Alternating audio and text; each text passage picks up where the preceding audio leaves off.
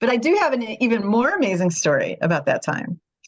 So, well, after I did the second episode, I know we're not at Farmed and Dangerous yet, but Farmed and Dangerous was the story they gave to me.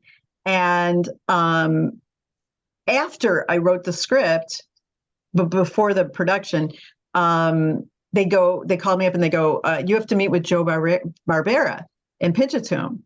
And I'm like, it's already written. Like, what do you, they go, yeah, he likes to be involved still. I'm like, see, he's like his 90s at that point. And they're like, yeah, whatever. I'm like, all right. So I'm all excited, because I'm just like, oh, I've always wanted to be able to talk to him. And so I go in there and he's in a wheelchair, whatever, his nurse is like with him, and they wheel him out, and he starts talking to me and and then he's like, what's your story about? And I tell him about the farmer and multicolored popcorn and this and that. And he's just like, that's the stupidest story I've ever heard in my life. or dumbest story, whatever. And I was like, it's the story. Like, I don't know what to tell you.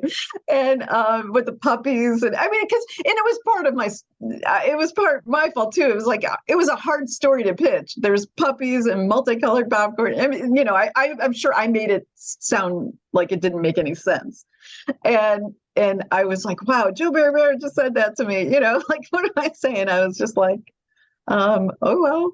And then he kind of nodded off because he's older, whatever. And then his nurse said to me, they go, do you have anything that you want him to sign or anything? And I'm like, you mean like this Jetson cell that I have in my purse?